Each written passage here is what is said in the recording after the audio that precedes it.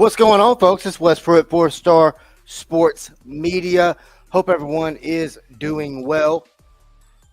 It's time for a little over-under. Very simple show for a Sunday. You're either over or you're under. We're going to ask the question. We'll give you a over or under situation. That's what you go through tonight on the opening episode of the show. We're going to go through some numbers to know as we look at two teams from the SEC and two teams from Conference USA. Both of them in CUSA, as a matter of fact, are looking at new head coaches. From there, we'll go over to trending picks as we take a look at the upcoming opening slate on August 24th as we look at a few games, 4 or 5 games. Give some numbers, give you a little bit of stats, in case you want to pick on these games. And then after that, we'll go over the over-under portion of the show as we're going to go over wins in college football, as we're going to go through a list of 6 teams. We'll give you the wins. You tell us if it's going to be over or under, all that and more. Got Jonathan Sturdivant joining us as well. All that and more tonight on Over Under, presented to you by 4-Star Sports Media. Let's get into it, folks.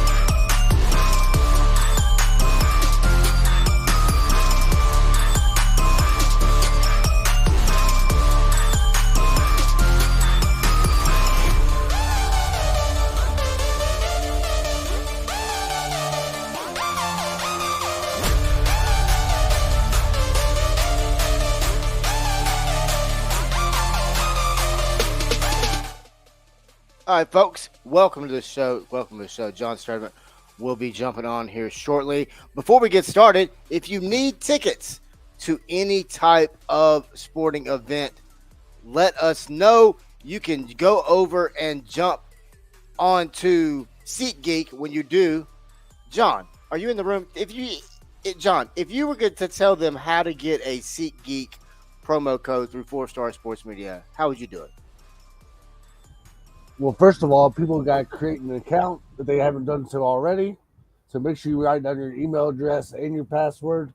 So anything over $50 with that promo code 4-Star Sports Media, you'll save $20 off your first purchase on the SeatGeek.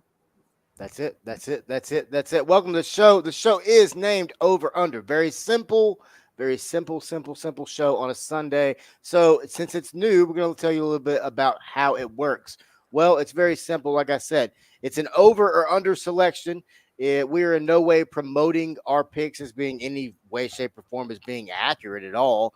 It's just a fun way for us to continue to talk sports while making predictions on, I know tonight is specifically college football, but moving forward, we will be spreading it out and talking about a variety of sports. So, John, when you look at the over-under, when you look at sports, you look at sports betting, this is probably the easiest or most, I would say most used form of gambling because it really, you got a 50-50 shot, right?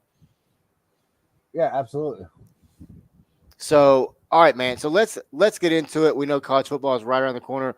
Let's get into some numbers to know.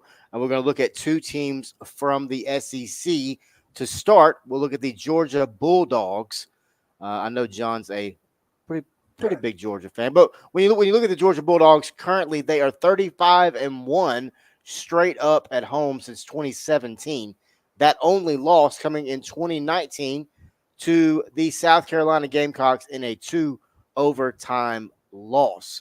John, when you look at the Georgia Bulldogs, obviously from a betting perspective, straight up is just obviously who wins the game, right? So when you look at Georgia, 35-1 at home, John. So when you look at their schedule, and of course I don't have it in front of me, but it doesn't matter who they're playing, you're gonna want to maybe sway that towards Georgia, right? Yeah, absolutely. Especially when Georgia actually plays, they're not playing like they are playing like a easy foe like in week 2 or whatever. But yeah, they've been rolling ever since 2005. It feels like they've been rolling at home straight up. But to be honest with you, this year might be a little bit different depending on how many games go each way this year in the SEC. Yeah, 100%. And then under Kirby Smart, Georgia is 18-27-1 as the home favorite and 20-11 as the road favorite, and that is against the spread. So when you look at against the spread, it's a little bit of a different look at Georgia. But I mean, obviously, with Nick Saban retiring, I believe all eyes are now on Kirby Smart to take over as the cream of the crop, as the number one, as the quote unquote targeted team in the conference. When you look at a now jam packed SEC, and to be honest with you, that's a bold statement because don't forget, Texas is coming in, as is Oklahoma, and that's two teams that are going to be definitely vying for that top spot, John.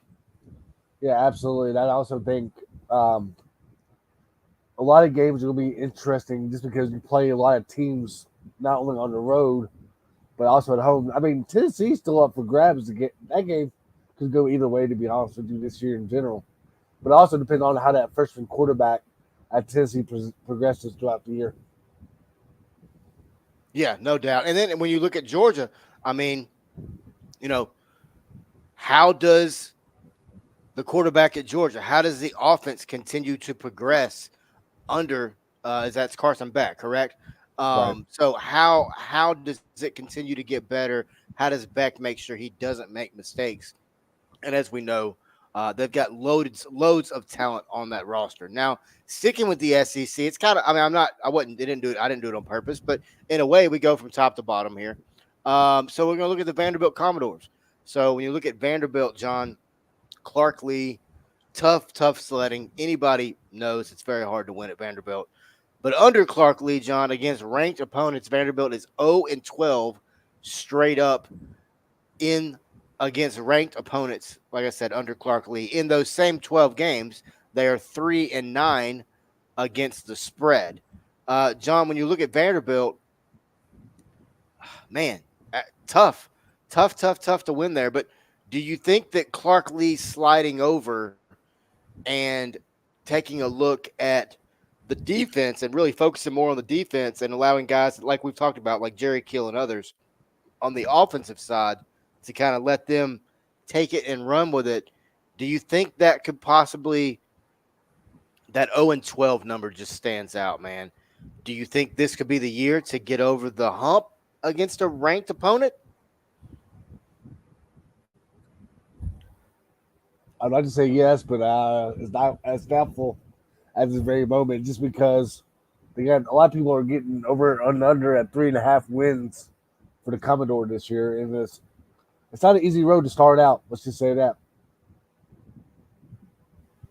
No, it's not. No, it's not. I mean, and then when you look at Vandy Van, 13 straight SEC opener losses. 3-9 against the spread. There's something against about 3-9 with this team in 12 games.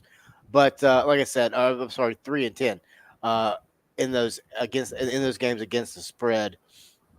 23-26 off a straight up win, and 23-26 off a loss. So John, Vanderbilt's bad. I mean, I don't want to say they're bad, but it's I always kind of root for them in a sense.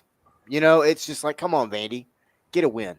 No matter who they play, whether it's Hawaii at 2 o'clock in the morning, or whether it's Georgia at home in Nashville. There's more Georgia fans than there is Vanderbilt fans.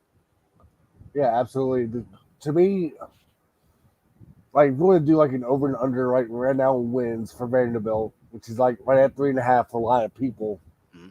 Look at the Bryce. I mean, looking at it's no easy road because you play Virginia Tech the first game, Alcorn State the second game, but a sneaky game that a lot of people aren't really talking about on their schedule per se.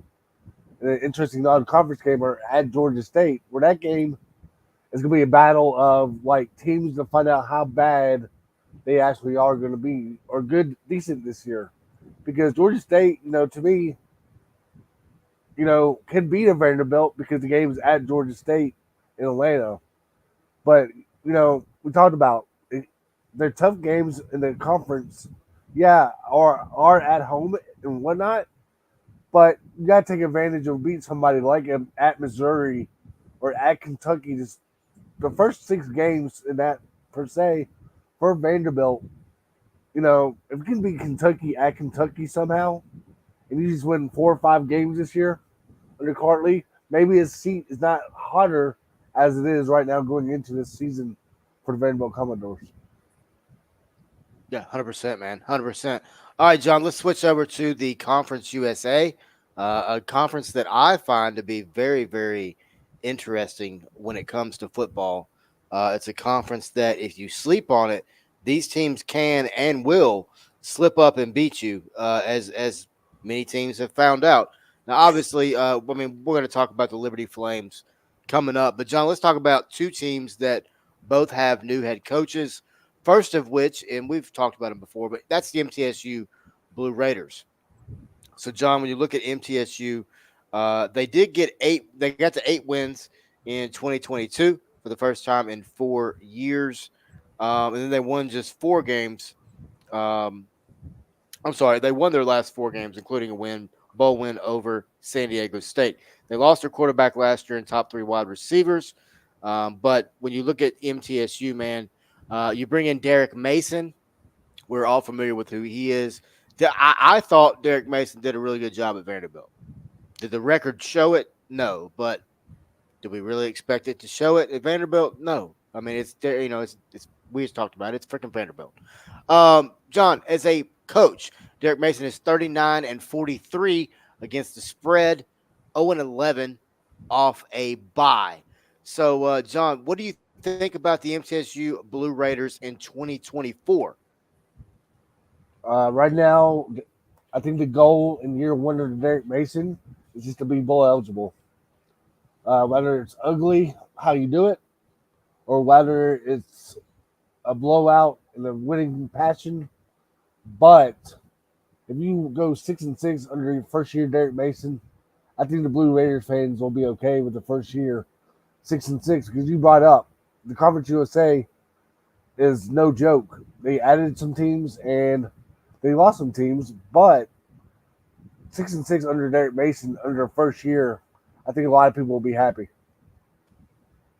Yeah, I mean, let's not forget MTSU took Missouri down to the wire last year. Only ended up losing that game by 4, and that was at Missouri week 2, and that was after going to Alabama and getting beat 56-7. But as a team, and you're going to hear this a lot on this show, you're going to hear this a lot because we look at it from a statistical standpoint. Over the last 10 years, MTSU is a perfectly even 62-62 straight up. Wow. That is wild. At home, they're 37-17. Neutral, they are. I'm sorry. Yeah, I'm sorry. Yeah, straight up 62-62, 37-17 at home, 22-43 on the road. And off a straight up win, they are 23-34-1.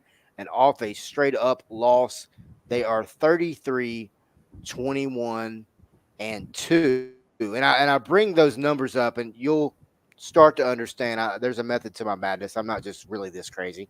All these things matter, John, right? So when you look at it from a team trending standpoint, when you look at it from a Vegas standpoint, coming off a straight up win is a very key stat. Coming off a bye is a very key stat. Can you explain to our listeners why that would be a very key stat? Yeah, because I think also, like you brought up, off a win, like for example, if you beat a Western Kentucky at home, um, you might have a little bit more momentum going into that Duke game the week after. Went out from Middle Tennessee. Yeah, no doubt. And I mean, when you look at their schedule, September 28th, I can promise you it's scheduled. Because, I mean, right now, MTSU leads the series with Memphis 16-10 and won, but have not faced them in Memphis since 2014. All right, John. Up next, man, let's flip over and take a look at the UTEP Miners. I'll be honest with you, this is a team that I have my eye on, not just right now, but for the foreseeable future, to be honest with you. Scott Waldron comes in first year at the helm, c- coming off 3-9 last year, 2-6 in conference. They returned 4 offensive starters, 5 defensive starters.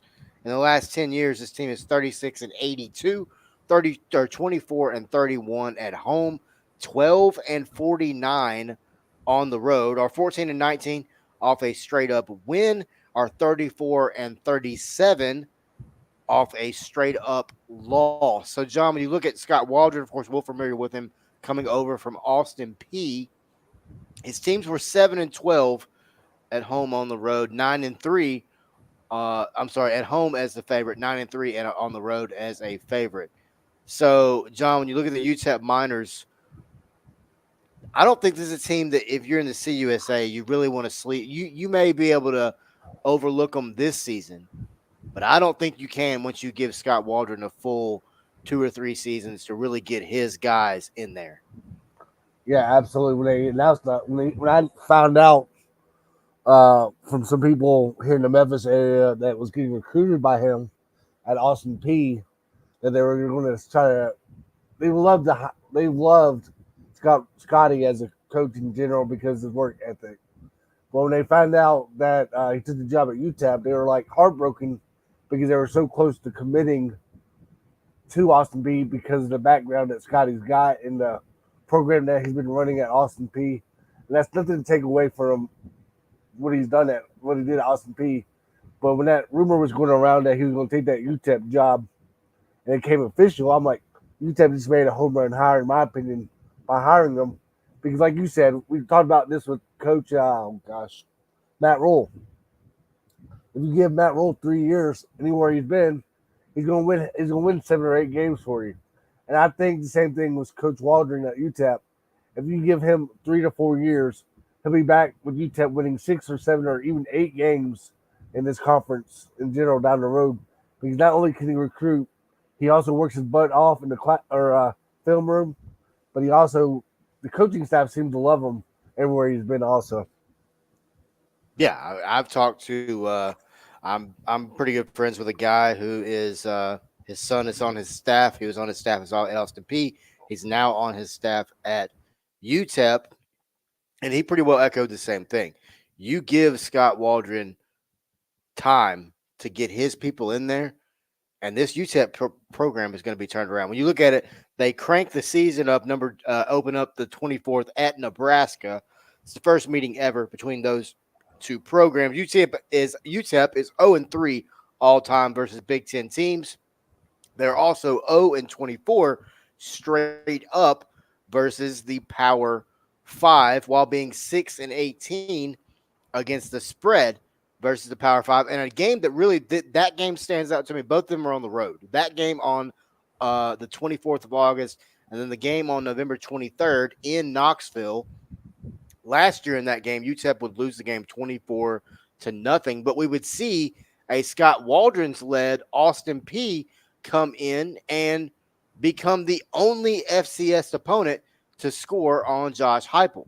When Austin P would go in there and lose 30-13, but at one point in time, they trailed 13-6 at half.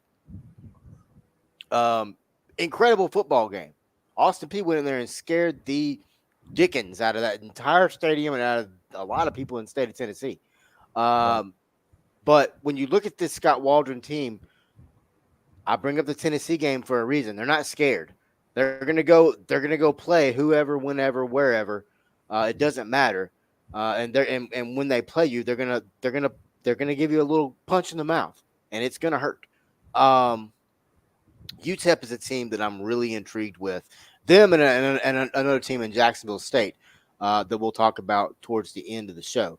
But John, what's your thoughts on this UTEP team and specifically those two games I mentioned? Nebraska at Nebraska, UT at UT. There's a lot of 0 for offers in there. 0 for 3 all time versus Big Ten. 0 for 24 straight up versus Power Five. Those are obviously both Power Five opponents. Do you think we could possibly maybe see an upset? I'd like to see an upset. Don't get me wrong, but it's gonna be tough. You brought up the returning positions on offense and defense already. 9 combined between offense and defense, and I think it's gonna be because of it's gonna be tough because you see Nebraska have more depth, and you also see Tennessee have more depth at certain positions with more experience on the football. Because from top to bottom, you see, yeah, you might not see. Oh gosh, how do I explain it? Like for example, there might be a Tennessee player on the second or third string, or Nebraska are on a second, third string, but they played 5 or 6 games last year, and they're just competing for that first string job, and it was kind of tough on who to put out there, whatnot, on a per game basis. But it's going to come down to depth, and it's really going to hurt UTEP. But it's sneaky. I'm going to say this: other than those 2 games, a sneaky game a lot of people aren't talking about is going to be a conference game at home, and it's that Sam Houston game. So Yep. be on the lookout. If Sam Houston loses to UTEP, and somehow Western Kentucky and FIU they split with those 3, or go 2-1, and Sam Houston, West Kentucky, and Florida International, UTEP might have a 5 or 6 win game season this year, just because they're sneaking out and playing these tougher teams in the early start of the year, like you brought up Nebraska. But I think it's going to be good. What's going to hurt the UTEP, like I mentioned, is the more depth down the road. I really do.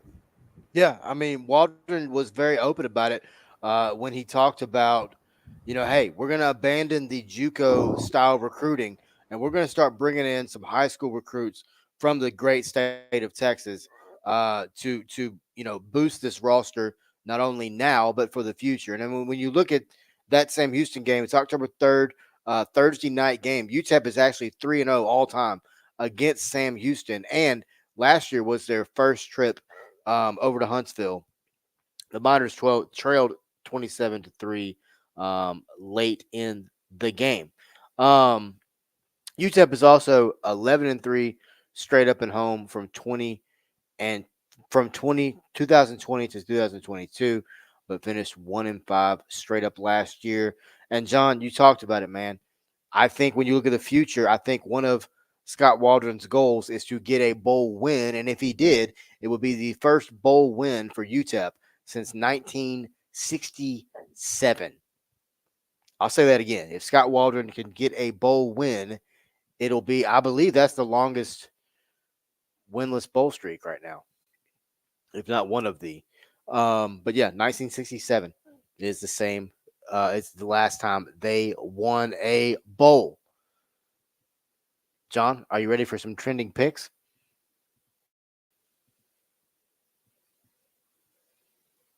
I would assume he is.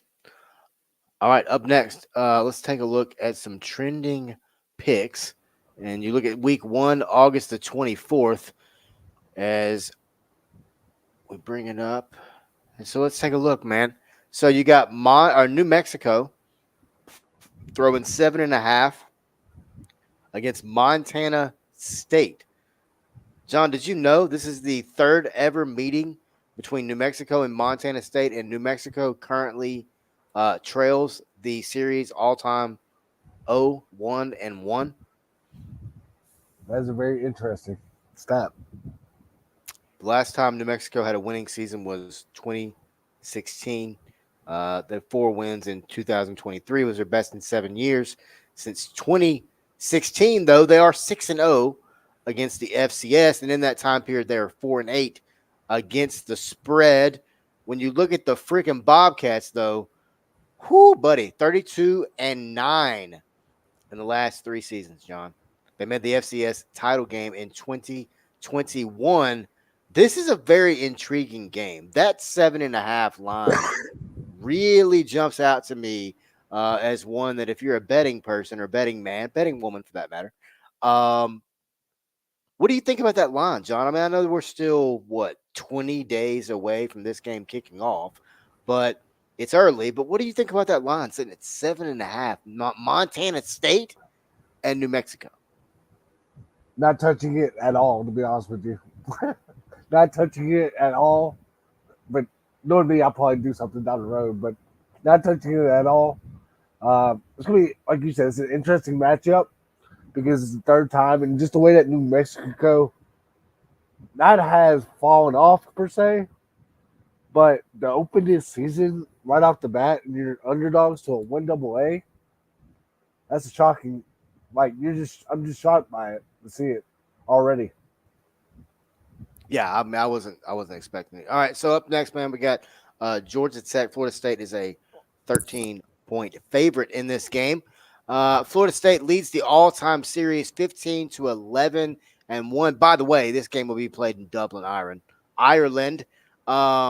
Should be a lot of fun. Entering 2024, Florida State is currently on a 12-game ACC winning streak. They are 8-4 against the spread in those games. John, can Georgia Tech win their third straight opener at a neutral site game? I mean, it's if you're Georgia Tech, you just might as well just pack your bags. You're going somewhere to start the season. Can they go across the pond and get a big win? They can, but it's gonna be likely. I'll say right now, maybe 65-35 doubtful right now, just because I think Florida State, like we brought up earlier, has more positions at the depth position. I think it's an interesting number per se. I thought the line would probably be like 9 or 10 going across the pond, not no 2 touchdowns. But yeah, it's gonna be tough because more depth for Florida State. But again, it's a new Georgia Tech team. They don't run the football every time now, so they already got one of the top quarterbacks. A lot of people are talking about that can beat you passing the ball and throwing the ball, or throwing the ball and running the ball. So it'll be an interesting matchup going to week one. Yeah, I mean, I think if you were to ask Mike Norvell on the record, off the record, whatever, he would tell you, "Hey, I enjoy the opportunity to go over and play a primo game. Everybody has to watch game, but this is not the easiest matchup at all. When you look at Georgia Tech, they have covered the last previous 7 matchups or meetings with Florida State. They did lose their last meeting 41-16. That game had a 23-point spread. And as I mentioned, third straight opener with a neutral site game for Georgia Tech. They did cover last season, though, against Louisville. All right, man, up next, another game that just screams stay away. SMU and Nevada. SMU is a 25.5-point favorite. By the way, for those of you watching, if the number is next to the team, that means that the other team is favored by that much, meaning Nevada technically is starting that game with a 25-point lead. If you're looking at it from a gambling perspective, SMU, does that make sense? I just want to make sure everybody was aware of that. All right, so overall, John, when you look at this, it's the 7th meeting, and the teams have split the last 6 meetings. The last time they met was in 2009, the Hawaii Bowl, when SMU knocked off Nevada. And did you know the last time they played at Nevada, they were both in the WAC? Wow. Yeah, Stats, baby.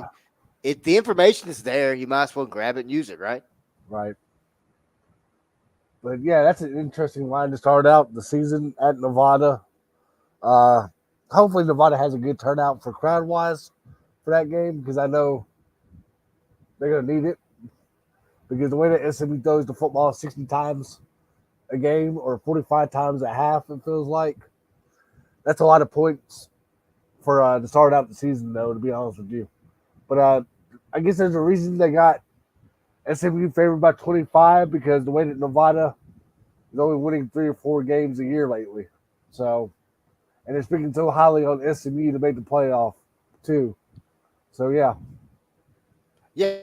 I mean, when you look at it, John, the last time, like I said, the last time they were in Nevada, they were both a member of the WAC conference, and then following Following that, the Mustangs are also 0-2 straight up and 1-1 against the spread in games played in Reno as well.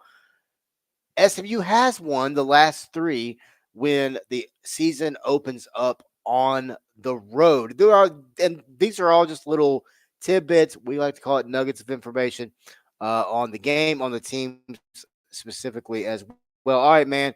This game right here kind of has me excited. I'm not gonna lie. I'm not gonna lie. Hawaii and hold on. There it is. Hawaii and Delaware State. This is the first meeting ever since 2014. Hawaii is 9-0 versus FCS opponents, but in that stretch they are 4-5 against the spread. The Rainbow Warriors did go 5-8 last year in 2023. Delaware State has never made the FCS playoffs. They haven't had a winning season since 2012, and the Hornets went 1-10 in 2023. I understand you say all that 1-10. I get that, but 38 points, that is a lot of points. I understand you got, you know, Timmy Chang calling the shots, but still 38 points, John. I mean, can Hawaii beat someone by 38? That game will be on Sunday, August 25th for our listeners. 38 points is definitely a lot, but I don't know. I know I'm not touching it, but the way that Delaware State has kind of, like you brought up, not a winning season per se since 2012. Uh, and you really don't know what to think of Delaware State at all either, because how many days in advance are you going to be traveling to Hawaii on the first game of the season? Because one, you got to get used to that time zone. Two, you don't know what the weather's going to be like. It could be raining. It could be hot. It could be in the 90s. It could be, in the 80s. In the way that, a lot of money, I mean, a lot of schools don't have that type of money where they travel 2 or 3 or 4 days in advance forward to get used to this, the climate in Hawaii. Yeah. But I don't know. 38 is just like a strange number. But like you brought up, if they do it, it might be like at the end of the game where somebody on a walk on gets in the game and they score like a late touchdown to make it like 52-7 or something like that.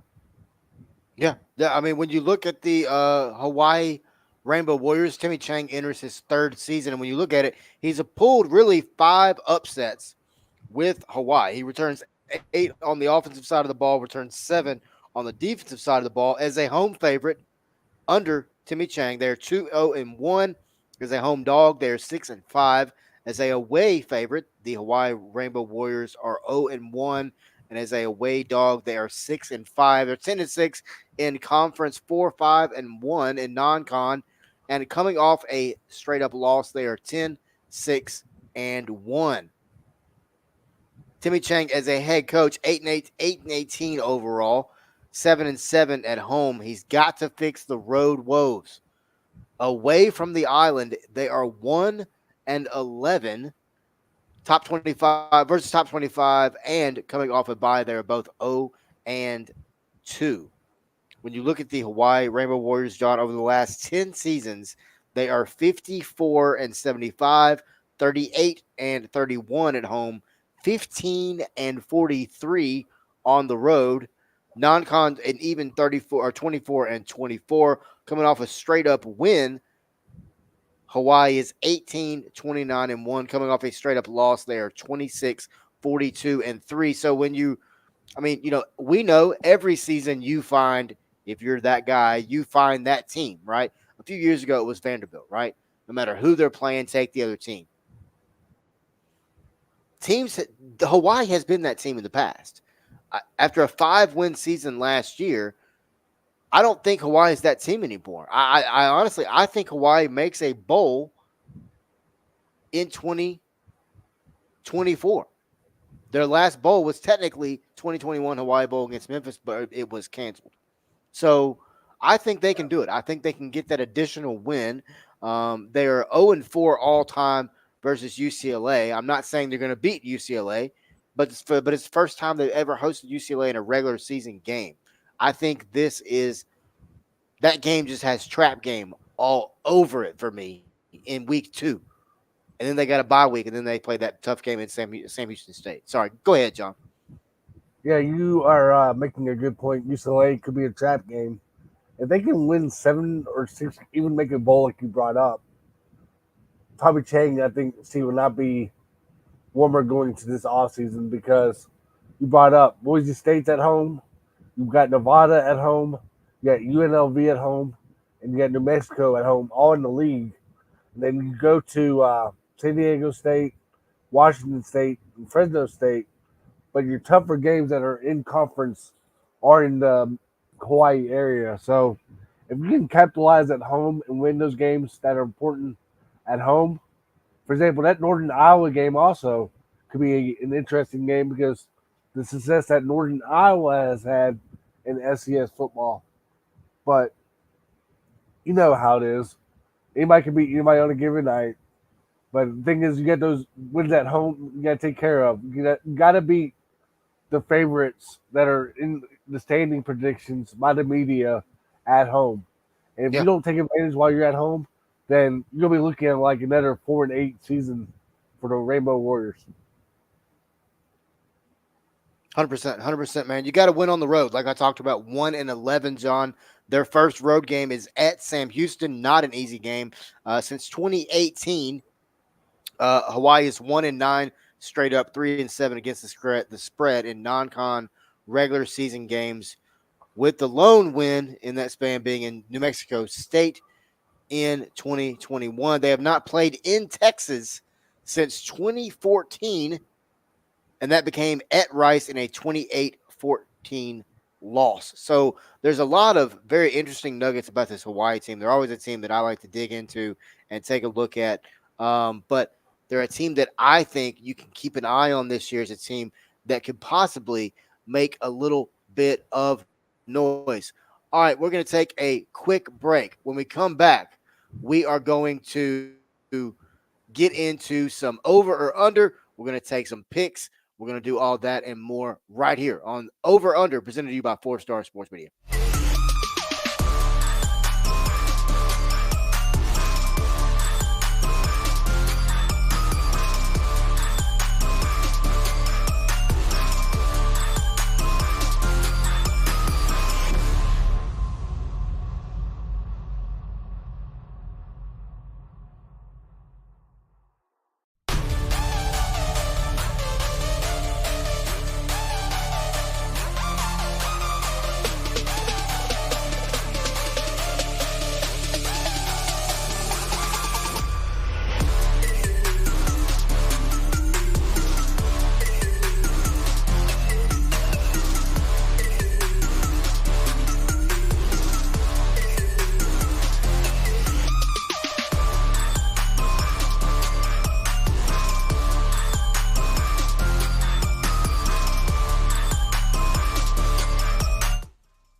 Welcome back, folks. As you can see on the screen right there, if you're watching or listening, it says, "Are you over or under?" It's real simple. Are you over or under? And this is how we do it right here on Over and Under, presented to you by 4 Star Sports Media. It's real simple. Are you over or under? We're in this instance, we're going to give you wins is the number of that we're going to give you. It'll be wins in 2024 college football by teams, and it's just real simple, over or under. All right, man. So, John, are you ready? Ready? All righty, here we go, man. We'll start with the Colorado Buffaloes. They are sitting right now at 5 wins. Currently, they are 44-73 straight up as a team in the last 10 seasons. 22-21-1 after a straight up win. 28-34-1 after a straight up loss. Deion Sanders as a head coach is 7-5 against the spread. 5-2 after a straight up loss. 2-4 at home and on the road as well. And 0-1 coming off a bye. All right, John. So it's real simple, man. Are you over or are you under for the Colorado Buffaloes at 5 dubs in 2024? Oh, I said 5 a few weeks ago. I wish I could just stick with it right now, but this is just for fun. So I'm gonna do under, right at 4. Yeah, man, I think I'm right there with you. I think when you look at their schedule, when you look at the influx of roster, I understand utilizing the portal, but I don't know that you can win by complete restructuring every single season. Give me 4 wins for this Colorado team in 2024. And I'll be honest with you, and this is not a hot take. I think if Dion wins 4 games back to back, I think that seat starts to become warm in Boulder, especially with him in a brand new Big 12, which we know is a quite talented Big 12 team. Yeah, the key games will be at UCF, and then you got some games that are at home that are winnable. But don't forget that the first 3 games for Colorado State, or not Colorado State, but Colorado, when you got right off the bat, you play North Dakota State. Right off the bat, right after that, you play at Nebraska, and then you play at Colorado State right after that. First 3 games will tell how much they're ready for the Big 12. Oh, 100%. I mean, let's just call a spade here, man. North Dakota State's going to be a challenge. They're not gonna be able to just walk over North Dakota State. If that happens, you can play this podcast back and call me an idiot. That's fine. I'm telling you right now, I don't think it's going to happen. And that's not based on anything other than I've watched both these teams play. I've followed North Dakota State for quite some time. All right, man. Up next, let's go to the SEC and now new member Texas Longhorns, as they are sitting at currently 10 wins in 2024 projection. Currently, as a team, they're 73 and 52 in the last 10 years, 20 and 19 against the spread under Steve Sarkisian, 10 and 7 as a home favorite, 2 and 0 as a home dog, 5 and 5 on the road as a favorite, and 1 and 3 on the road as a underdog. They're even 14 and 14 in conference play, 6 and 5 in non-con, and 6 and 6 coming off a straight up loss. So, John, I got a question, man. It's real simple. Is Texas back?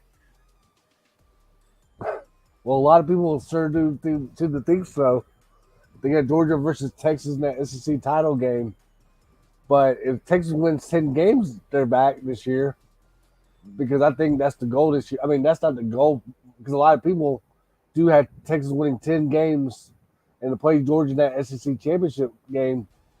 But I think if Texas can win 10 games and play in the SEC championship, maybe they're back. But I still think it's going to be tough, because a lot of people are still saying nobody's surprised if we see Ole Miss and Georgia in that SEC championship. But 10 wins for Texas. Let's see how you do in the next couple of years after year one in the SEC. And then if you continue to win 9 or 10 games later on, then you are back, in my opinion. I mean, I'm just excited to get Texas A&M again. You and I have had this conversation. I'm very, very excited to get them back. I think that is a rivalry that just needs to be in all of college athletics, to be honest with you. When you look at Texas, man, 12 and 2 last season. They returned 7 on offense. They returned 8 on defense. And when you look at Steve Sarkisian, I mean, incredible football coach. 71 and 49 overall, 2 and 4 in bowl games, 46. This is Steve Sarkisian as a whole in his 10th overall head coach season. 46 and 15 at home, 27 and 28 on the road, 17 and 29 versus top 25 opponents, and 13 and 7 coming off a bye. At Texas, Sarkisian is 2 and 3 coming off a bye, 6 and 9 against SEC. Like I said, 8 and 6 on the road, 15 and 4 at home, 0 and 2 in bowl games, and 24 and 14 overall. And John, you talked about it. A lot of people are thinking this Texas team is going to be back. I am honestly one of those. I think it's going to be Texas and Ole Miss in the SEC championship. We'll talk about Ole Miss here in just a minute, as a matter of fact. I think Quinn Ewers obviously is going to be a lot of fun to watch. CJ Baxter, super sophomore, as they like to say. Jonte Cook. But when you look at it, I mean, Vernon Broughton, defensive lineman, absolute freaking beast absolute beast. But then you got Kyle Flood. Um, you got fourth year offensive coordinator in Kyle Flood. He was also the offensive line coach at Alabama and an assistant for the NFL with the Atlanta Falcons. But Steve Sarkisian calls the plays, as we all know. He was also the head coach at Rutgers. Pete, are you ready for this name, John? Pete Kwiatkowski. Kwiatkowski is the defensive coordinator. He was a defensive coordinator at Washington and Boise State. And Jeff Banks is the special teams coordinator. Um, fun schedule, man. Start off with Colorado State, and then they immediately make a trip to the Big House for the first ever regular season meeting between those two teams, and Texas' first ever trip to the Big House. They did win the last 7 true road games. They're 5-2 against the spread in those games, including a massive win last season in Tuscaloosa. Man, Texas 10 wins. Give me over, John. Give me over on Texas and 10 wins.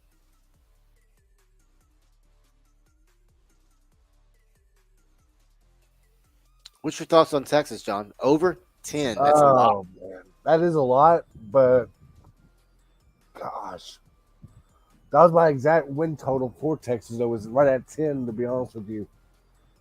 But I'll go ahead and say over because somehow I think they find a way to beat Michigan at Michigan because of the news that we've heard over the last couple hours or so, or last day or so regarding Michigan coaching staff now in general. And who knows, Michigan might suspend their head coach for the first 4 games, like they did Harbaugh or whatever last year. So it's going to be interesting, but I'll say over right now because you don't know the certainty of Michigan's coaching staff for that game.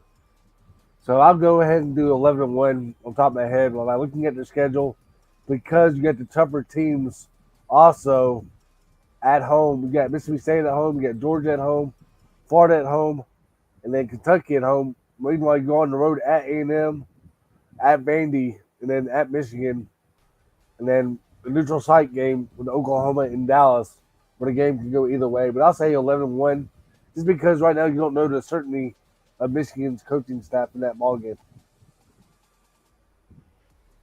Yeah, great point. Great point. That's always a factor in these games. Up next, we take a look at the CUSA and the Liberty Flames as we see Caden Salter Jr. is back at quarterback for the Flames. The junior was absolutely incredible last year. 2,876 yards passing. That's 61%. 32 touchdowns, 6 interceptions, 1,089 yards on the ground, an average of 6.7 yards of rush. 6'1", 200-pounder. John, this team's loaded, man. They're really good. When you look at them over the last 10 years, they are 80-43. They're 30-21 coming off a straight-up win. They are 20-11 coming off a straight-up loss. They're 9-5 under Jamie Chadwell against the spread. Under Chadwell, they're also 5-3 as a home favorite and 4-2 as a road favorite, and 6-3 in conference play. They returned 6 on offense, 8 on defense, and they're poised for another big year, man. Between Caden Salter and, honestly, Quentin Cooley. Quentin Cooley was incredible last year, John. 5'7", 210 pounds, 10 starts, 1,401 yards on the ground, an average of 6.3, and he was voted by Phil Steele as a first-team CUSA player. They also bring in some talented players. They utilize the portal again, John. In the slot, they bring in Julian Gray from NC State. They also bring in Reese Smith from West Virginia. Also bring in a couple other players from West Virginia as well. So, John, when you look at this Liberty Flames team, when you look at the college football playoff, they're a team that a lot of people are plugging in as that quote-unquote group of 5 program. What's your thoughts on the Flames and Jamie Chadwell? First of all, I've always thought Chadwell is a great coach from Coastal Carolina, and I think Can we have two? Is there okay? First of all, is there a chance that you can have two top power fives, maybe like in Memphis and Liberty? Is there a chance for that, or is it highly doubtful? I think it's highly doubtful just because of the way it's worded. After last season, man, I've gone back and read everything that college football playoffs put out just because I want to look and see how everything's worded because verbiage is very important as we learned last year. You got to read everything, right? So when you look at it, it is actually it is set up as the top ranked, highest ranked group of five champion, conference champion. So if it's say it's I mean it's just going to be whoever is the top, if that makes any sense. Yeah, it does, but it would be nice to see two of them, like a Liberty and a Memphis. And Yeah. Memphis can, 10 wins, yeah, for Liberty is a good amount. Um, I just, I'm not trying to be a homer here, but I'd rather have Memphis take that spot. But if anybody else other than Memphis takes it, I'll be glad to see Liberty take its spot because, like you brought up, the Conference USA this year, they might be eating. They're it's going to be a conference a lot of people will probably be talking about later on in the season because you got some high powered offenses in that league.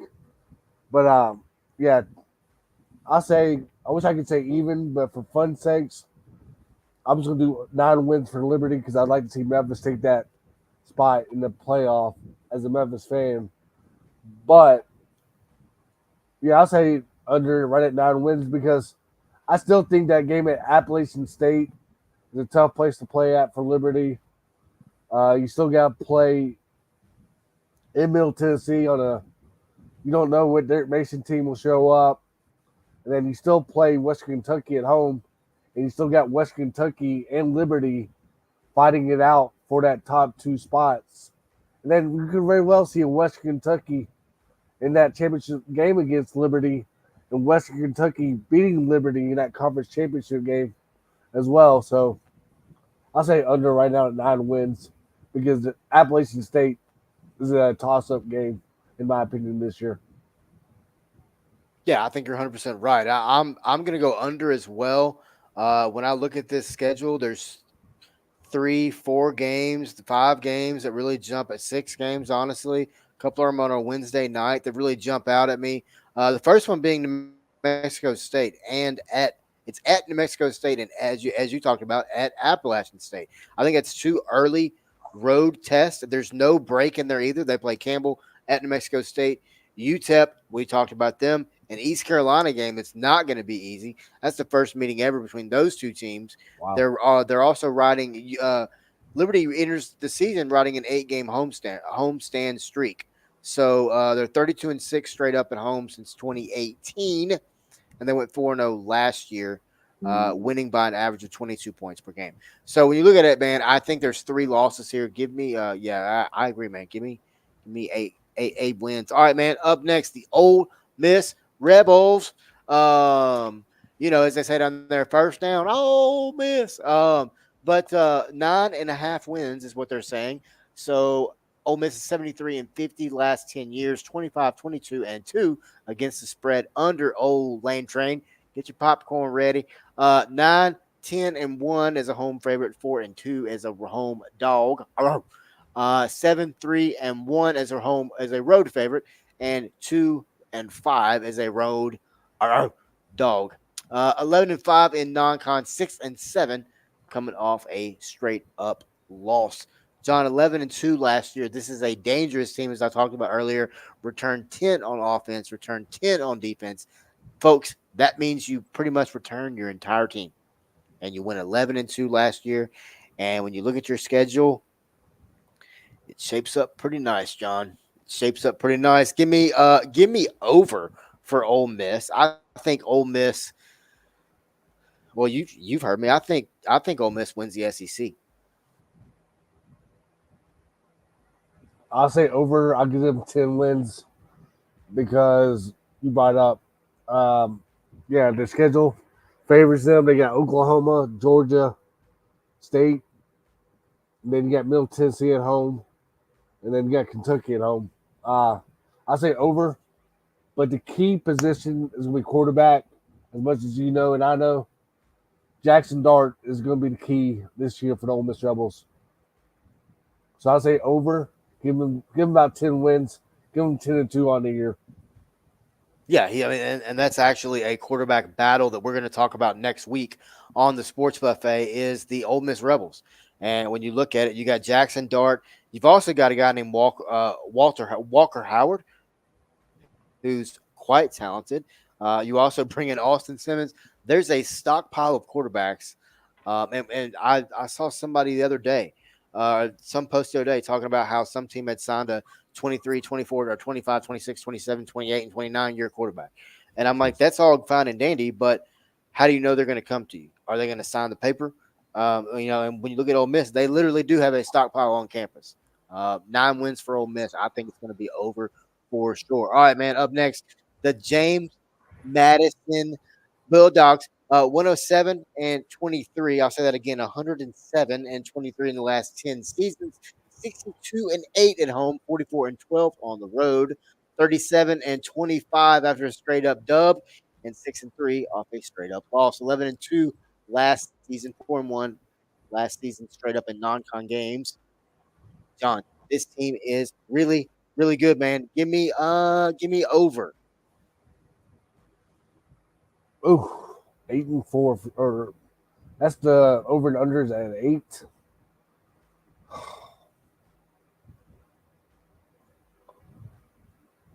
I'll say over. I'll give them 9-3 on the year because the schedule kind of does favor James Madison. So I'll give them 9-3 on the year. Yeah, I agree, man. I agree. All right, man. Let's go with Jacksonville State up next. They're coached by Rich Rodriguez. This is a team that we're actually going to talk about next week as well. 91 and 33 in the last 10 years, 9-3-1 against the spread under old Rich Rod. They are 3-0 at home as a fave and a 3-1 as a road dog, 2-1 at home as a um, dog, and 1-1 as a road dog. So, John, 6-2 in non-con last season, 1-0 in a bowl game. I'm gonna go over, man. Give me over. Give me 8 wins. Yeah, I can agree to that because that's the goal this year is for the coach Rich Rod. 8-4 is kind of gonna be good for them because you open the season at Coast or home against Coastal Carolina on a Thursday night. That game to me, I think it's because I give the edge more to Coastal because they got more experience. Then you play at Louisville, and then at Eastern Michigan. I'm not saying Jacksonville State will lose to Eastern Michigan, but when you don't know really what kind of temperatures you're going to be getting on the third week in September in Michigan, and you don't know if it's going to be raining or not as well. But yeah, I'll say 8-4 for Jacksonville State is a good year.